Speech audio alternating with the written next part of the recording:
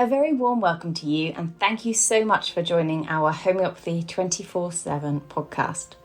We are going to be speaking to an array of international guests who will share their knowledge and experiences of homeopathy with you.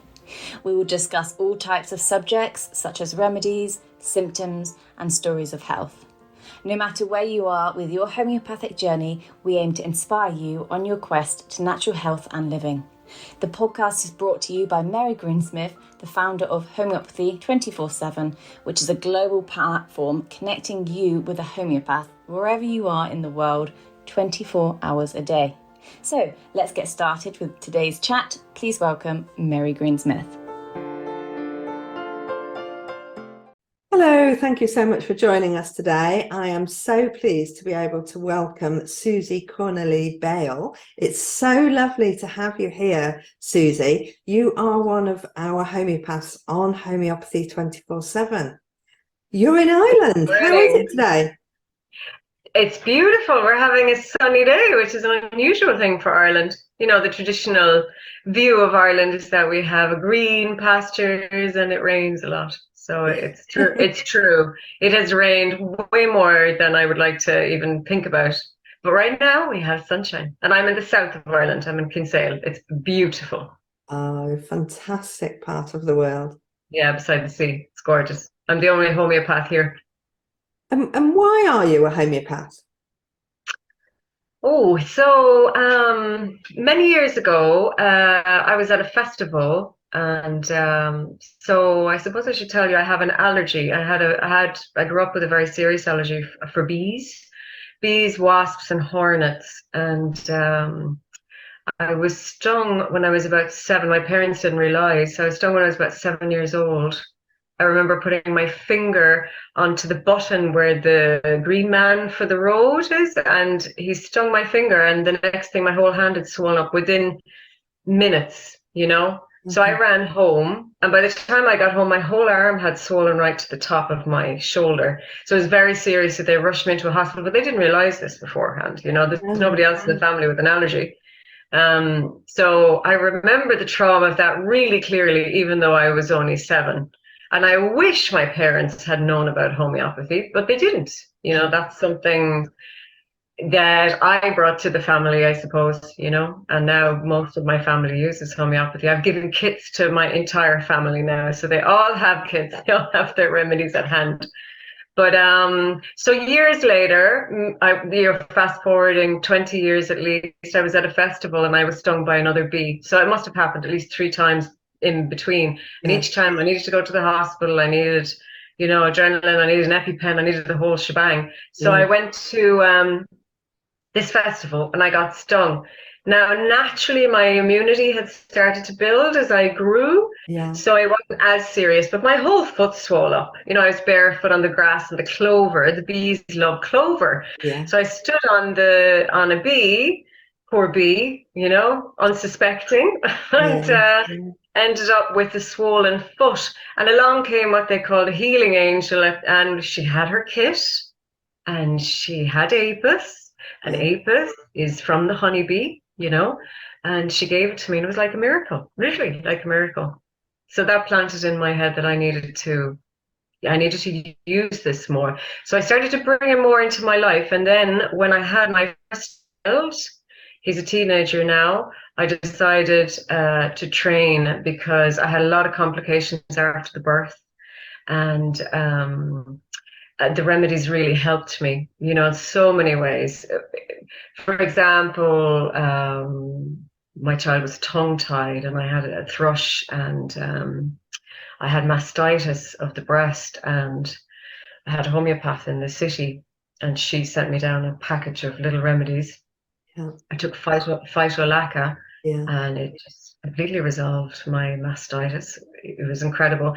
And I remember phoning the doctor and saying, look, I'm really bad. And at the time, there was no operations for the tongue tie within a 3-month waiting list. So I was, you know, suffering while I waited for this tongue tie procedure. And the doctor said, well, you'll have to stop breastfeeding. And I thought, no, that's not an option. I don't want to stop breastfeeding. Just got the handle on it. Yeah. But it was very painful to feed a child with tongue tie, you know. So my breast health was quite bad at the time because of it. Um, so these little pills just help save my bond of breastfeeding with my child. And I said, that's it. I'm going to train in this. You know, it's done so much good for my life already that I can just bring more of that into my life and into others. So I Yeah. trained, yeah, and the rest is history. Fantastic. And it's just, it's absolutely incredible, isn't it, that we can talk about these little white balls and they just are life-changing, really, because they're so easy and they're so useful. And there's so many things that the hospital and the doctors don't have an answer for. And we have lots of answers. We have lots of answers and lots of options. I mean, there's so many remedies, thousands of remedies, and from all the kingdoms. You know, Yes. it's an amazing medicine because it comes from what we have at hand. You know, our earth, Yes. and it's non-toxic. Yeah. That's really important to me, particularly when I'm dealing with children and my family. You want something non-toxic and safe. You know, even Exactly. my kids have managed to, over the years when they were little, swallow bottles of the pills because they're sweet, you know. But, you know, 90% of the time there was no side effects. So there's, you know, it's a very safe medicine. Yeah, yeah. So It really is amazing. let's talk today about kits, about what we should have in a handbag. What are the most useful remedies? What is it that you use? Okay, so I wouldn't go anywhere without my kit. I mean, I'm one of those homeopaths that has I don't know, are you like that, Mary? But I have remedies in my handbag all the time. And when I'm looking around the house for my remedies, I realize, oh, I've stuffed it in this cupboard, or Yeah. it's in this pocket, or it's in this bag, you know. Um, so years ago, I invested in the Helios kits. That's before I joined Homeopathy 24/7 a couple of years ago. So I'm still using the Helios kits, you know. But Yeah. I mix and match now. I change a lot of the remedies and I bring around the world or wherever I'm going, you know, different ones. I have all of them. They have this is the most used one. It's the travel kit. So I think there's 36 remedies in there. So I suppose for me, I was thinking about it yesterday. What is the remedies that are most used? So I suppose first you have to think of what my family needs the most. Yes. So rather than speaking from a homeopath's point of view and cases that I've dealt with, this is more me talking about what I've used for the family and friends and extended, you know. So because all of these remedies have more than just one picture for acute, you know, they all have a very much deeper level to look at, but we're not looking at that today. Today we're just looking at how I've used them. So as I was saying, I was just thinking yesterday about what eventualities in my family that I've used remedies for the most, you know, what areas comes up so much in my family that's the area of homeopathy that I use. And for me, I suppose I have two very active children, boys. They've constantly got bruises.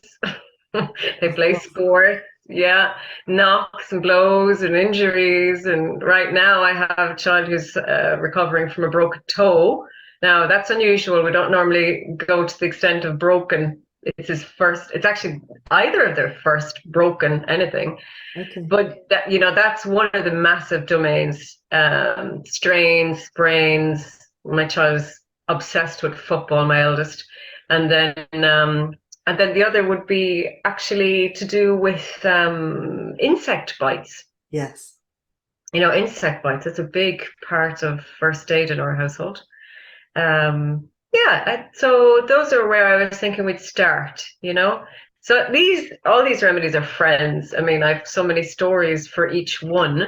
Yes. Yeah. Over the years. I mean, when I think of a remedy now, I think of all the different little Yes, that's situations. right, when you've used it.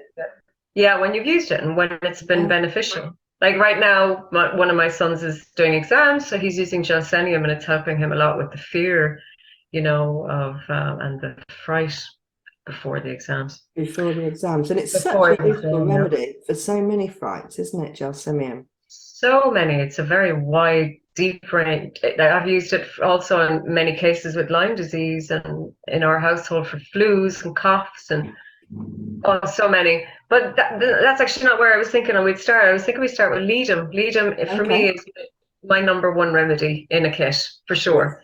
Yes. So I have Lyme disease. I've recovered, but there's many years of recovery. But one could have prevented that if I had known about Leadum. Leadum really is a powerful remedy. Yeah. It's called Leadum palastre. So it's from the rhododendron family. A lot of people don't even realize that. It is powerful in the case of being bitten by a vector. Now it includes ticks, but we're talking ticks, hornets, horsefly, even sandfly, beetles, spiders also. There's another one. So if there's any swelling reaction to the bite, and particularly if there's any piercing, Leadum, one of its keynotes is a puncture wound. Yeah. So if that insect had some kind of a long, I don't know what the word is, but if it inserted it into your skin like ticks do, then Leadum is where you would go. Yes, so, it's such a lovely remedy, isn't it? And of course, because of that puncture wound, really useful for thorns. Yes, on thorns in your skin if you're a gardener. Or and nails as well. If you stand at, my sister stood on a rusty nail once upon a time, and it's also a great protection against tetanus. Yes, of course. And it would be one of the first remedies that we'd think of if we were suspecting that might be a problem. Absolutely. So it's powerful, it's a very powerful.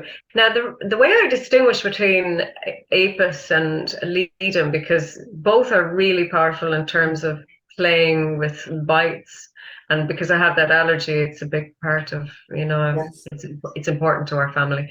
Apis is more about swelling and redness. It can be used in edema as well. Another episode of my mother being in Disneyland in France, and she had swelling in her feet, and Apis brought it down. And she also got bitten by a spider when we were in Argentina, and Apis brought down that swelling. So for her, Apis was her go-to. But Leadum, it looks different. It's more of a bluish color, and it's cold to the touch rather than hot and swelling. So there is a big distinguishing factor between the two there, Yes, of course. And Apis is one of my very, very favorite remedies. And I always think of red and itching. Yes. And of course, any swelling on the face. And of course, for allergies as well, swelling in the throat. Absolutely. Yeah. Apis is such a wonderful remedy. Yeah, puffy red eyes and styes, all those kind of things. And inflammation, and allergies as well. Allergies from animals that make your eyeballs swell and your eyelids swell if that's itching. And of course, hay fever does that as well sometimes, doesn't it? Yes. So brilliant remedy for that, but really useful knowing those individual symptoms. So rather blue for Leadum, red for Apis. Yeah, and cold and hot, that's important as well to distinguish. Now, Leadum can go way further than that. Apart from the fight with tetanus and combating the origins of Lyme disease. I mean, if you can get in there at the beginning with Leadum and Aurum Arsenicum, that's something I've put into the kit that isn't usually there. But those two alternated are a very powerful preventative, And in Ireland now, between 70 and 80% of our tick population is infected, So, and I don't know how that is globally, but different stats are coming from different countries, but it's a huge risk, and not everybody has the bullseye rash once they're bitten. So to be safe, I would carry Leadum and Aurum Arsenicum, and I would also bring a Hypercal solution. It's not in the kit, but that for me is important in your first aid management, you know. Okay, let me just, so the second remedy that you're mentioning now is Aurum Arsenicum, is that right? Aurum arsenicum, so it's Okay. the gold of arsenicum. Yeah. Okay, that's really interesting. So yes, that wouldn't be a remedy that's in the first aid kits, but No. it does have specific value for those bites as well. Yeah, for a preventative measure against Lyme disease, particularly for Mhm. people who are in areas walking, hiking, you know, there's a lot of ticks. I Yeah, was on Bear Island, which is in the south of Ireland, doing a writer's course, and we went up to the top of the mountain. Beautiful day to write poetry. And and I thought, oh, I have it covered. I've got all my parts of me covered. I have the socks pulled up. There's no yeah, skin available for any tick to bite, knowing that there was sheep there, so there was bound to be ticks. yeah. And didn't I go for I went to pee in the wild, and didn't Yeah, one manage to jump up and bite me just as I was doing that? You know, it can happen that easy. And particularly if you've children, you can't keep them covered head to foot. no, you Um, can't. or animals, you know, so they get bitten. Mhm. It's just part of life, isn't it, to get bitten by insects, you know? And we Yeah. have something that is there in our kits, those two remedies, to help protect us. Brilliant, brilliant. We're so lucky having homeopathy, aren't we? Aren't we, Mary? We really are. Really, I don't know what I would have done raising a family without No, these. no. What's your next go-to? So then I was thinking, okay, so then the area of, sprains and Yeah, strains and contusions and blows and all of that. Like right now, my son is on Arnica, of course he is, with a broken toe, yes, and symphytum and the two calc tissue salts, yeah, calchlor and calcos. yeah, But Arnica, of course. I mean, most people's window into homeopathy is not apis, it's usually Arnica. You know, Arnica is such a powerful remedy for blows, for bruises, for post-surgical, for shock, for trauma. Um, I had an incident once. Now, I didn't have my remedies with me, but I wish I had, where there was this old man I was driving past, and he was cycling down a hill hmm, from the airport roundabout, and he had a plastic bag on the handlebars, and the plastic bag got stuck in the spoke of the wheel, yeah, which is a stupid thing to do, to carry a plastic bag. yes, yeah, And he went head over, yeah, yeah, right over the handlebars, right onto the hard tarmac, and banged his head, no helmet. So I saw this with the car, pulled in, went to see how he was, didn't move him, called 911. Then the guy got up, and one whole side of his head was bashed in, like yeah, proper bashed in. And he got up and he said, "No, I'm fine. I'm fine. No, I'm no problem. Don't touch me. I'm fine." yeah, And that for me is like, that's Arnica. I'm fine. Don't touch me. You know, obviously he wasn't fine because half of his head was bashed in and he was yeah, dizzy, yeah, and he did serious, like he could die. I mean, it was a yeah, really serious head yeah, wound. I didn't have Arnica at the time. This is probably pre-kids now, you know. yes, Um, but I wish I had, because he was classic Arnica case for that kind of shock and that level of trauma. But yeah, on a lower level, you can use Arnica for all kinds of bruisings and bumps, and Arnica after you've had teeth surgery or fillings or whatever kind of trauma the body's sustaining, you know. hmm. Yes, for me, it's a classic to send people to hospital with Arnica for after a Yeah. procedure. Arnica, it doesn't, whatever they're doing to you inside, they are moving things that shouldn't be moved. And Arnica really helps reset you and resettle your body after a procedure, doesn't it? Absolutely. Yeah, that's wonderful. And Staph aureus is another really good one to go to the hospital with, isn't it? Yes, of course. That's in the kit as well, for post-surgical cuts, particularly cuts, Yes, yes, that's like slices. Anything that's slices, been yeah, sliced. where the body is almost offended that it's being sliced like that. Yeah, So Staph yeah, aureus it just helps with that offense. We use Staphysagria quite a bit when in areas of high mosquitoes, and we would make up a water solution with Staphysagria in to help. Some people are just much more attractive to mosquitoes than other people, and Staphysagria seems to help keep those bugs away a little bit more if you're the one that they love to eat. That's true. Yeah, that prevention. There's another one for the bites and stings domain. It's a really important one. I think more and more these days. Yes. I mean, in Ireland we don't have mosquitoes, but we have so many other insects. Right? The insect kingdom is thriving more than the human kingdom for sure. So then I was led into, rust toxin ruta then for strains and sprains. This is such a huge thing when you've the kids with sports.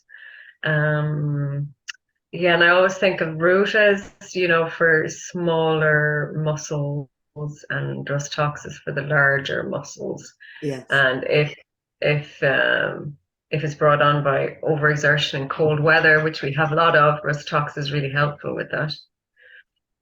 Brilliant remedies, absolutely brilliant remedies, and they really do help the healing. And for anything that, a strain, your ankle, if you've sprained your ankle, it takes a long time to heal.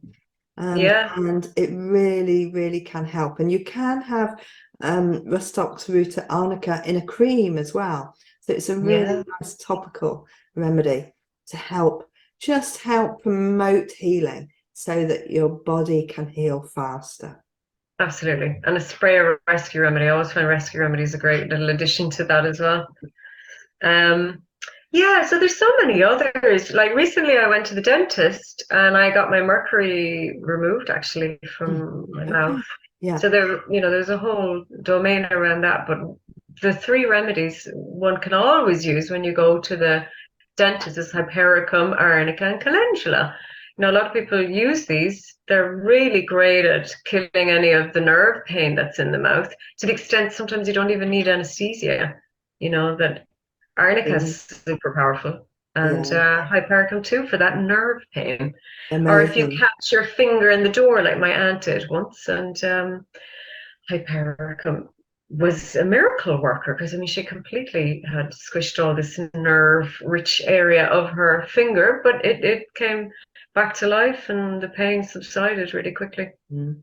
So really useful for toothache as well, Hypericum, then, because of that nerve pain. Yeah, absolutely. Of course, you mentioned there Calendula, which is the #1 remedy for your grazes, anything with broken skin. It's just, almost a sort of a cleaning remedy, isn't it? It just helps the skin heal when there's broken skin. I always think of Calendula as the surface healing, and then Arnica goes deeper, and then Bellis perennis goes even deeper still, But Calendula really does that lovely surface layer. And Calendula ointment is very powerful, and nappy rashes and all kinds of different skin, but not broken. It's the internal is much better when you've the broken skin. Or any surgery, Calendula again, yes, absolutely. It has got to be part of that. Take to hospital or have when you return home for those few days afterwards, after having any medical procedure. So there's so many. Really the kit's full. So there's the whole domain of if you get food poisoning when you go abroad, which has happened to our family a few times. Unfortunately, it happened twice in 1 week. We were in Italy, and my little boy was only 1 or 2, and he drank water from the Trevi fountain in Rome. It's so disgusting. So he projectile vomited everywhere on the train as we were going to our next destination. And then we got food poisoning from ice cream the same week. So we had, in the same week, we needed Nux Vomica and Arsenicum. They saved our bacon on both occasions, So those two remedies definitely everybody needs in their first aid kit, don't they? I And agree. I have found I'm not really allergic to any foods at all, but was in a certain part of Greece where they had a particular prawn. A simi prawn is a tiny little prawn, and the first time I had them, I was fine. Then 3 hours later, I was very sick. And then the second time, 1 hour later. And then the third time, I'm, glutton for punishment, me. I need to make sure that's what it is, because I love prawns. It happened 10 minutes afterwards. But so, your body's getting faster and faster to react. But I tried both. Nux vomica didn't have the effect that I want, but Arsenicum was brilliant, absolutely brilliant. Yeah, So, I think for food poisoning, I would always go to Arsenicum first. yeah. And ice cream and seafood, yes, I would try. Yeah, absolutely brilliant. Yeah. They're just brilliant. And also Nux vomica I've used for being, what's the words? Not sun-kissed, sunstroke. Sunstroke. Okay. Yeah. Yeah, overheating. And it's another good remedy. And Sol, that's another one I've put into the kit. Sol is sun, and that's been powerful when we've brought the kids to really warm Argentina and 45-degree heat, Well, of course, we're not used to the sun over here, are we?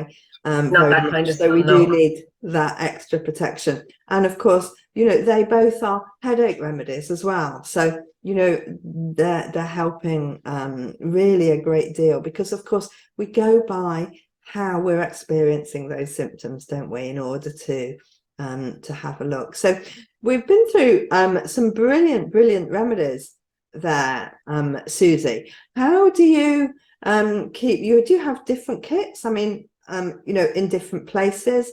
I have made up special kits for the dog, and to have in certain areas, and always keep some remedies in the car as well. What do you do? Yeah, so I have little boxes and I make up, first of all, the Helios kits, those boxes I have shuffled around, but then I've got my own little boxes Yeah. that I just make up what I need for the road. Yeah. So I will look, depending on where I'm traveling, like if I'm going to a tropical country, I'll check my remedies and I might pick more tropical remedies. Yeah. That another time. But if I'm just out and about, I'll just bring the basic, what we were mentioning mostly. Yeah. Certainly worth having. One good trick that I have found is I use glasses cases. Lovely. So, and then everybody can have a little kit themselves and just keep them in different areas. And there are definitely certain remedies that you do need 2 or 3 vials of. And if I don't have them, I usually regret it. It's, yes. Like I was at a playground once and there was a proper need for Arnica. A child fell off, banged its chin on a bar, and then whacked the ground. And I didn't have my remedies because I hadn't brought my handbag. So, there's so many eventualities for the basic remedies. So many. Thank you so much for just opening this conversation, Susie, because we've got so much to discuss, but we've all got to start somewhere, haven't we? And just hearing where to start is such a useful way forward. What we'll do also is put a link underneath to your website, and obviously how you're helping people as well, but maybe to some links of kits and more information about those first aid remedies that everybody really needs to know about. Oh, absolutely. I mean, when a client walks in the door, that's the first thing I try and establish. Have they got a kit? You really do need a kit in the house. Yes, absolutely. Thank you, Mary. That's been great talking to you. And you're right, it's a whole huge world, the world of kits and how to transport them and store them as well. They do need to, be kept out of direct sunlight. That's the main thing, and heat.